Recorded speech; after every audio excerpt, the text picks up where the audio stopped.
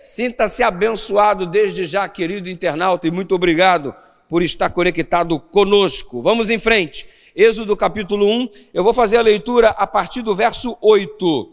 Leitura a partir do verso 8, em nome de Jesus. Acompanhe então a partir do verso 8. A palavra do Senhor diz assim: entre mentes se levantou o novo rei sobre o Egito, que não conhecera José. Se liga nisso aqui. Parece um detalhe muito simples, mas é algo relevante, de grande importância, e se você parar para observar o detalhe, vai entender que já existe uma poderosa lição para nós nesta noite. Levantou-se um grande rei no Egito que não conhecera José. Reparou? O Moisés, autor do livro, não coloca o nome do rei, não coloca quem é o rei. Por que que o rei do Egito, que é um cara mais poderoso da terra na época, não tem o nome no livro?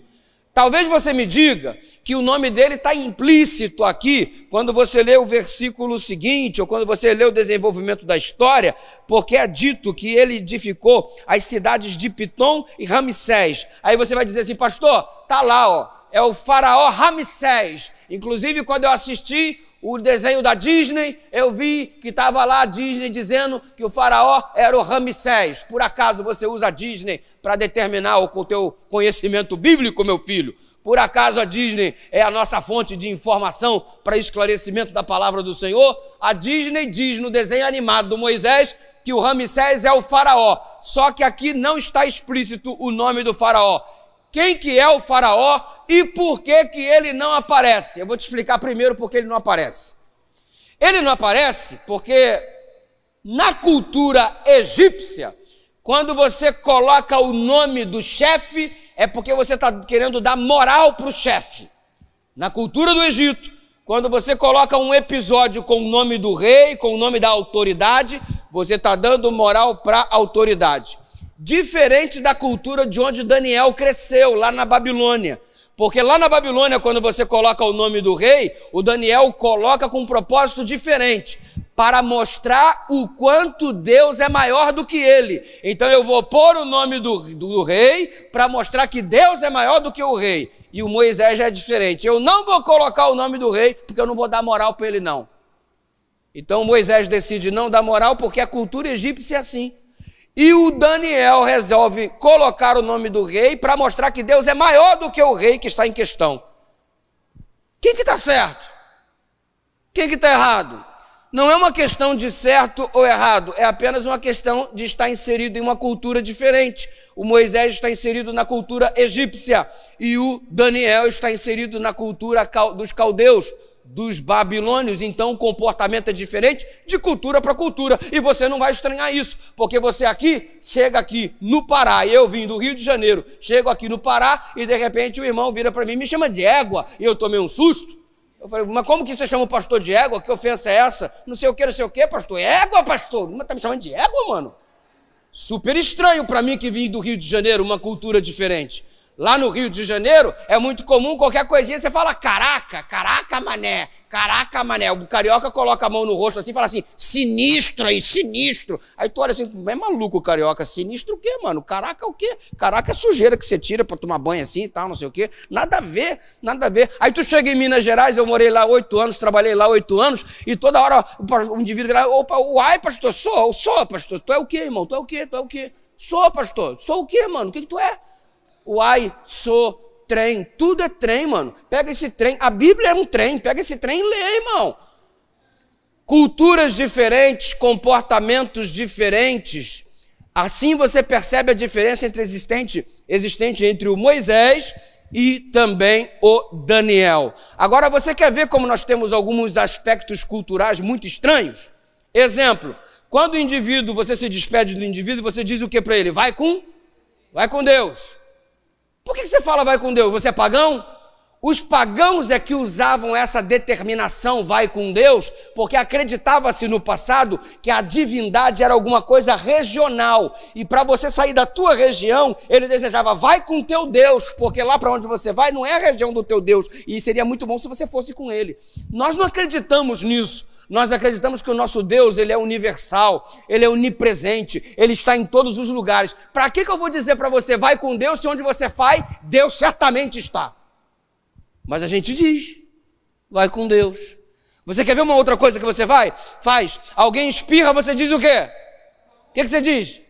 Você sabe por que as pessoas dizem saúde quando alguém espirra? Se você for observar o desenvolvimento histórico, vai entender que os pagãos, no passado, eles acreditavam que quando o indivíduo espirrava, a alma saía do corpo. E quando eles falavam saúde, a alma imediatamente voltava para o corpo. Aí está o adventista que não crê na imortalidade da alma, dizendo para a alma voltar para o corpo, todo alguém que expira.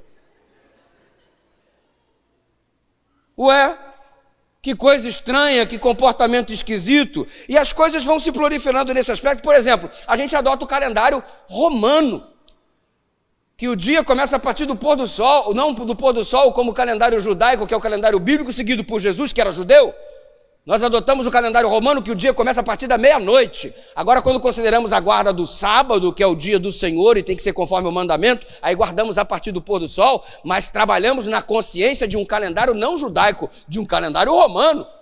E dentro desse calendário romano, você tem o mês de janeiro, que foi criado para adorar o deus Janus, você tem o mês de fevereiro, que foi criado para adorar o deus do inferno, que é o deus Febros, e para celebrar o deus do inferno, criou-se então um sistema de festa denominado de carnaval. E a gente está usando o calendário, você adota o Natal como 25 de dezembro, mas 25 de dezembro foi o dia em que o deus Ninos, que foi o Nimrod, que morreu dirigindo a poderosa Nínive, capital da Síria, e após a morte dele, a mitologia diz que ele foi morar na lua, e lá da lua ele mandou raios que engravidou miraculosamente a sua esposa, que ficou sozinha como uma viúva na terra, e ela engravidou pelos raios solares, lunares.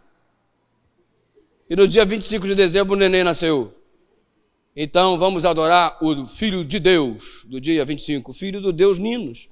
Aí, de repente, o Constantino se torna governador, se torna imperador romano, e ele supostamente se converte, e alguns dizem que apenas foi uma manobra política, porque a maior parte dos habitantes eram cristãos. Aí ele se declara cristão. E eu tenho um amigo que escreveu até uma biografia sobre Constantino, e ele diz assim, Constantino, cristão ou cretino? Porque o Constantino parece que se fez cristão para ganhar o favor político, uma vez que a maior parte do exército já era formado por cristãos. Aí ele faz uma fusão do cristianismo com o paganismo, e neste processo de fusão, vamos adorar Jesus Cristo, não o deus Ninos. Mas a gente não sabe a data que Jesus nasceu, então vamos usar 25 de dezembro aí como referência. Então houve uma fusão do paganismo com o cristianismo. Ah, pastor, então a gente não deve celebrar o Natal? Não, não se trata disso. A gente dá um ressignificado. A gente dá um significado cristão para as coisas que usualmente eram usadas como pagã. A gente dá um ressignificado para a palavra saúde, porque é um desejo cristão de que você deseja o bem-estar para a pessoa que nesse momento não se encontra muito bem de saúde. Você diz, vai com Deus, não é porque você crê que Deus não é onipresente, você acredita que Ele é onipresente, mas você deseja que o indivíduo esteja conectado com o Senhor por onde quer que ele vá. A nossa intenção agora é diferente, porque nós passamos por um filtro chamado cristianismo. Nós ressignificamos as coisas, e já que nós ressignificamos muita coisa, por que a gente não começa a ressignificar alguma coisa que está precisando neste momento de um ressignificado? O quê? Tua vida de oração, por exemplo, está precisando de um ressignificado aí, irmão. Você está paupérrimo no que diz respeito à vida de oração, ao seu processo de comunhão, de busca, seus momentos a sós com Deus.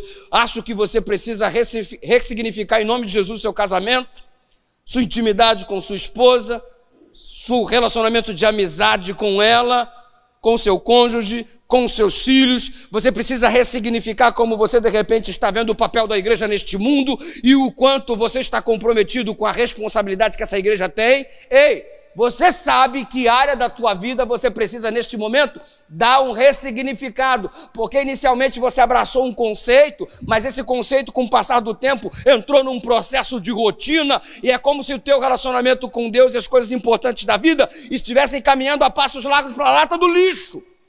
e você precisa dar um ressignificado.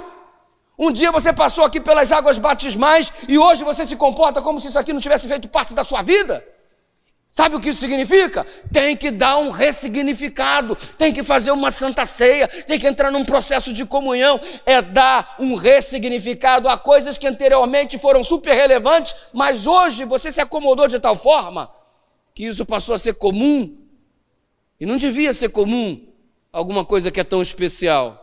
E você observa exatamente este processo essa abertura de ensinamento. E você observa o Moisés dentro de um contexto onde ele não coloca o nome do rei, porque ele não quer dar moral para o rei. E vamos respeitar o contexto cultural que Moisés está inserido. Mas afinal de contas, quem que é o faraó que, segundo a Bíblia, não conhecia o José? Aliás, existe uma história muito longa e muito linda por trás disso, a história do desenvolvimento histórico dos Ixos e etc., e os faraós que foram surgindo, não verdadeiramente egípcios, mas pelo fato do povo da Ásia ter conquistado. Enfim, é uma história linda que existe por trás disso, mas afinal de contas, quem é o tal do faraó que o Moisés não cita o nome? Você recorre à própria Bíblia e tem uma declaração de um texto muito legal, que é o texto de 1 Reis, capítulo 6, verso 1. E se você abrir a Bíblia agora, em 1 Reis, capítulo 6, verso 1, você vai chegar a uma conclusão interessante. A Bíblia diz, no livro de 1 Reis, capítulo 6, verso 1, que Salomão estava no 4º ano do seu reinado. 1 Reis, capítulo 6, verso 1. Olha a declaração existente aqui. No ano 480, depois de saírem os filhos de Israel do Egito, Salomão, no 4º ano do seu reinado sobre Israel, resumo, no 4º ano do reinado de Salomão sobre Israel, já faziam 480 anos que o povo havia saído do Egito, que o êxodo ocorrera. No 4º ano do reinado de Salomão. Se você recorrer aos livros de história, você vai entender que o 4º ano do reinado de Salomão aconteceu no ano 966 a.C. Então aqui, 966 a.C., 4º ano do reinado de Salomão, e faziam 480 anos que o povo havia saído de lá, do Egito. Bom, 966, já se passaram 480 anos, é o 4º ano do reinado de Salomão, 480 anos se passaram desde que o povo saiu do Egito. Então, quanto que foi? Basta você adicionar, e como você entra num processo de contagem diferente do que se fosse crescente, você volta um pouquinho no túnel do tempo, e você vai entender que aqui era 1446 a.C., quando aconteceu o Êxodo. Então, qual é a data do Êxodo? 1446 a.C. Aí você recorre de novo ao livro de história. Quem é o faraó em 1446 a.C.? Aí você descobre que não é o Ramsés, de acordo com a Disney. O faraó em 1446 a.C., nada mais nada menos era que o Tutmoses III. Tutmoses III é o homem que o Moisés não coloca o nome aqui, porque não queria dar moral para ele. E por que o Moisés não queria dar moral para o Tutmoses III? Por um motivo simples. Olha o desenrolar do texto bíblico, diz assim: ele disse ao seu povo: eis que o povo dos filhos de Israel é mais numeroso e mais forte do que nós. Eia, usamos de astúcia para com ele, para que não se multiplique e seja o caso de, vindo a guerra, ele se ajunte com os nossos inimigos, peleje contra nós e saia da terra. E os egípcios puseram sobre ele feitores de obra para os afligirem com suas cargas.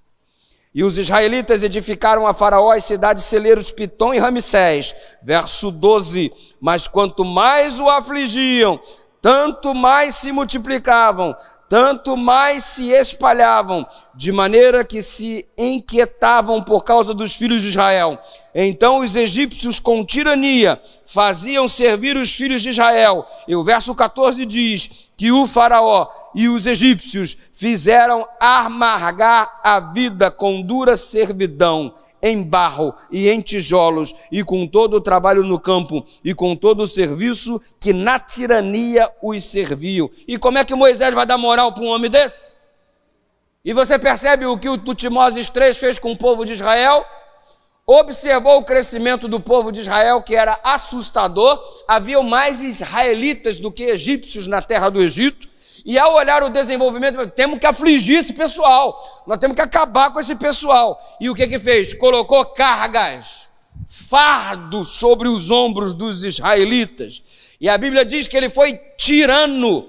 E a Bíblia diz que ele fez o povo ter uma vida amarga. E o Moisés falou: eu não vou dar moral para esse cara que trouxe amargura para a vida do povo de Deus, que foi tirano no que diz respeito ao relacionamento com o povo de Deus e que colocou um monte de peso sobre os ombros do povo de Deus. Eu não dou moral para ele. Foi o comportamento do Moisés. Agora observa, o faraó opressor colocou cargas, foi tirando e trouxe amargura. E é aí que a gente vai fixar a mensagem dessa noite em nome de Jesus. Feche os seus olhos e ore comigo. Pai querido, obrigado pela oportunidade de dar um significado diferente à nossa vida. Ajuda-nos a aproveitar esta chance nesta semana e dar um reset para que as coisas que hoje não vão muito bem e não te agradam deixem de existir e a tua vontade prevaleça, porque é só ela que proporciona a verdadeira felicidade. Nos colocamos nas tuas mãos agora e te pedimos orientação para que tu nos esclareças o texto bíblico como só o Senhor sabe fazer. Que teu Espírito, que já está aqui conosco, traga iluminação à mente de cada um de nós e também ao nosso amigo internauta que está conectado conosco. Em nome de Jesus nos colocamos nas tuas mãos e o fazemos hoje e sempre. A tua igreja diz. Então o faraó era um tirano que colocava um fardo sobre os ombros do povo de Deus e que também trazia amargura ao povo de Deus. Então, vamos focar agora neste Tutmoses III, que fazia exatamente desenvolvia esse tipo de comportamento. Pastor, quais são as lições a ser aprendidas? Simples. Existem pessoas que não suportam ver o teu crescimento. Existem pessoas que não suportam ver o teu bem-estar. Existem pessoas que não ficam muito incomodadas quando percebem o teu desenvolvimento em algum aspecto da vida. A tua felicidade para alguns traz sofrimento para outros. O teu desenvolvimento para alguns incomoda outros. E é o que nós estamos vendo no cenário bíblico no capítulo 1 do livro de Êxodo. O faraó está incomodado com o crescimento do povo de Deus. O diabo está incomodado com o teu crescimento, com o teu desenvolvimento. E põe uma coisa na tua cabeça: o diabo fará de tudo para colocar fardo nos teus ombros, para transformar a tua vida numa vida amargurada, e com tirania ele vai se dirigir a você. As pessoas que não vigiam e facilmente são manipuladas pelo diabo são pessoas que não suportam ver o teu crescimento, o teu desenvolvimento, a tua felicidade. Se tua família está legal, o indivíduo que não é convertido ou não consagrado, ele começa a ficar chateado porque você é feliz. Se você compra um carro novo, o indivíduo fica triste porque você tem um carro novo e ele não tem. A tua felicidade incomoda o cara. A tua felicidade traz uma ausência de paz para o indivíduo que está ao teu redor, vendo tua prosperidade. E foi isso que aconteceu com Tutmoses III. O povo crescia e ele começou a se incomodar com o crescimento do povo de Deus. Eu oro nesta noite e peço uma bênção de Deus para a nossa vida, que o crescimento das pessoas que estão ao nosso redor não nos proporcione inveja, não nos proporcione incômodo, mas que tenhamos um espírito cristão tão intenso na nossa vida, que a alegria do irmão produza em mim regozijo para a glória de Deus, que a prosperidade do irmão me traga alegria e não sentimento de inveja ou desejo que ele não cresça tanto como o faraó estava desejando em relação ao povo de Israel. Esse é o sentimento de Jesus Cristo, é se alegrar com a alegria dos outros. E quem aqui quer se comportar ainda mais dessa forma, em nome de Jesus, alegrar-se com a alegria dos outros, diga amém. Que a felicidade dos outros seja um prazer para você. Que bom, irmão, que está dando tudo certo para você. Que bom que você tem um emprego melhor do que o meu. Que bom que o teu carro é melhor do que o meu. Que bom que você prospera mais do que eu. Estou feliz por teu crescimento. Estou feliz por tua prosperidade. Esse é o comportamento que Deus quer que genuinamente os seus filhos detenham no solo do seu coração. E que assim seja a nossa vida em nome do Senhor Jesus. Mas o faraó não. O faraó, ele resolveu, com sua tirania, oprimir, controlar. Ele queria nada mais, nada menos que o controle. Ei, já viu quantas pessoas às vezes tentam controlar você porque não estão felizes com o teu desenvolvimento? E o que a gente faz quando alguém está crescendo demais? A gente tenta controlar. A gente tenta controlar não porque a gente quer um crescimento saudável. A gente tenta controlar porque a gente não quer que ele cresça de jeito nenhum. E foi o que o faraó tentou fazer. E há muitas pessoas que vivem num sistema de opressão, meu irmão. Porque há muita gente que hoje se comporta exatamente como o faraó. Indivíduos que oprimem para ter controle, escravizam para ter controle. Por exemplo, um chefe de família que detém a grana da família, o controle da família, ele que trabalha, ele que recebe o salário, ele que gerencia as finanças da casa. Para não perder o controle, ele sabe que ele manda no dinheiro e ele libera as coisas de acordo com aquilo que ele acha. Não tem um orçamento participativo, não tem o que a esposa acha, não tem o que os filhos desejam, é o que ele quer. Ele decide porque ele está... Ô, meu irmão, tu é faraó, brother? Você controla o dinheiro da família e por isso controla todas as pessoas da família, porque o dinheiro passa pela tua mão. Não existe um orçamento participativo onde a tua esposa tem a possibilidade de opinar o que se fazer no orçamento doméstico. Tu tá como faraó, exercendo um processo de controle só porque o dinheiro passa pela tua mão. E quantas famílias sofrem? E eu já atendi tantas mulheres que procurando-me, disse, pastor, meu marido é um tirano. Eu pensei logo no faraó miserável, mano. Porque, pastor, eu falo o que preciso, eu falo o que tem que ser, mas ele só faz o que... Ele não tem dinheiro para nada. Tudo que eu digo, não tem dinheiro, a vida está difícil, não tem dinheiro. Mas, pastor, ele sempre tem dinheiro para ele fazer o que ele quer. Ele sempre tem dinheiro para ele comer o que ele quer. Ele sempre tem dinheiro para vestir o que ele quer, mas nunca tem dinheiro para fazer o que a família precisa. Faraó miserável. Simples assim. Aí um outro dia uma irmã chegou, o irmão chegou perto do pastor e falou assim, pastor, é o seguinte, tô com um problema lá em casa. O que foi, irmão? Pastor, minha esposa começou a cobrar para fazer sexo comigo. Está cobrando lá a mensalidade lá, pastor. Estou com um problema. Pastor, que absurdo, que absurdo. Eu vou lá visitar e vou conversar com ela. O pastor foi. Irmã, é verdade que você está cobrando para fazer sexo com seu esposo? Tô sim, pastor. Pode me disciplinar na igreja se quiser. Por que você está fazendo? Esse miserável, pastor. Ele administra o dinheiro assim, assim, assim. As crianças não têm isso, as crianças não têm aquilo, as crianças não têm aquilo. E o pastor olhou, sério, irmão, sério? Está cobrando mesmo? Estou cobrando, pastor. Então aumenta o preço, irmão. Faraó miserável. Porque tu tem o dinheiro na mão, aí tu acha que pode pisar nas pessoas, membros da tua própria família. Ei, orçamento participativo. Tem gente que se comporta como faraó no exercício da força para questão de pressão e de controle, e quando não é na questão do dinheiro, é na questão psicológica. Já viu aquele... Aí, fica aquela pressão psicológica miserável. Você é burro, só eu te aguento, você não tem para onde ir. Te manda embora, hein, te manda embora. Sabendo que a pessoa não tem para onde ir, o cara fica, te manda embora, hein, põe você para fora de casa. Vira para o filho e fala assim, te põe para o olho da rua. Sabe que o moleque não tem para onde ir. Aí fica essa pressão miserável, só para ter o controle da situação, faraó maldito. E sabe de uma coisa? Outros ainda oprimem, escravizando os seus filhos que não estão ainda na idade de trabalhar e exploram as crianças para obter muitas vezes nos sinais de trânsito da cidade um dinheiro para sustentar seu próprio vício. Não permitem outros, através de uma opressão maldita, um crescimento cultural. É opressão, irmãos. Sabe por quê? Tua mulher não pode conversar com ninguém, a tua mulher não pode ter amizade, só você que pode ter amizade, a tua mulher não pode sair com as amigas, mas você pode sair para jogar futebol com os colegas no final de semana. É uma opressão maldita. Só você pode estudar, ela não pode estudar. Só você pode viajar, ela não pode viajar. É opressão. Você se comporta como se fosse um faraó. E o contrário também é verdade, porque os papéis familiares hoje se inverteram, tem muito homem ficando em casa e a mulher sai para trabalhar e ela que é a faraóia, sei lá se é assim que fala, mano. Negócio louco. Ela que controla, ela que determina, e o garotão fica em casa lavando louça, todo submisso, aquela coisa toda, e os papéis estão se invertendo.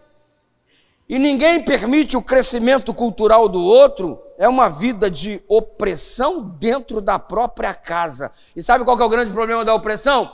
Ela cega as pessoas. E você observa esse comportamento no próprio povo de Israel. Chegou um momento quando Moisés se apresentou: ei, eu vim aqui para libertar vocês, para tirar vocês dessa escravidão que já perdura 430 anos.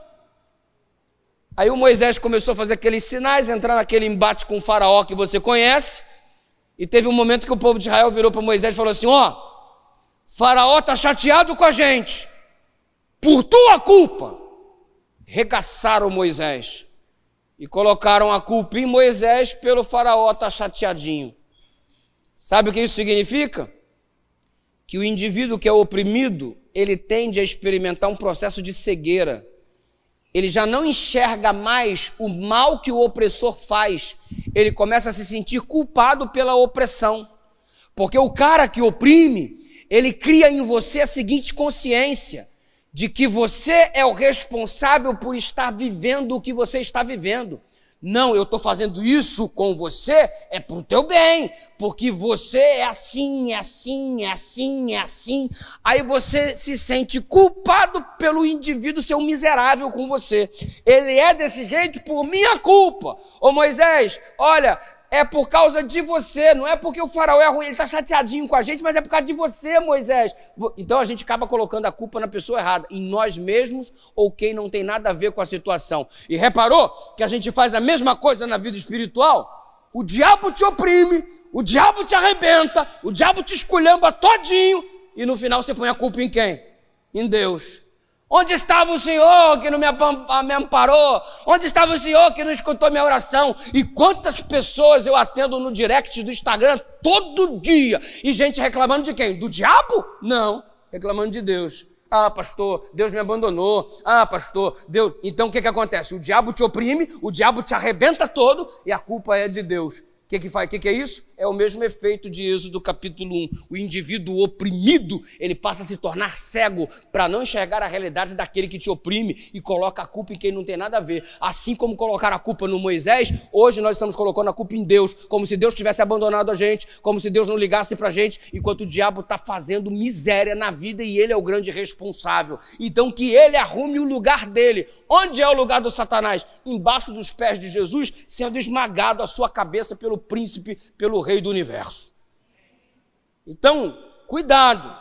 E sabe qual é a outra questão relacionada à opressão? É que você começa a viver a síndrome do opressor oprimido. O indivíduo passou a vida inteira sendo oprimido, a vida inteira comeu pão que o diabo amassou, e a vida inteira pisaram nele, machucaram ele. Um dia, ele vira autoridade. Um dia, ele recebe poder. Aí o que ele faz? Ele oprime as pessoas do mesmo jeito que ele foi oprimido ao longo de toda a vida. Pisaram em mim, agora eu vou pisar também.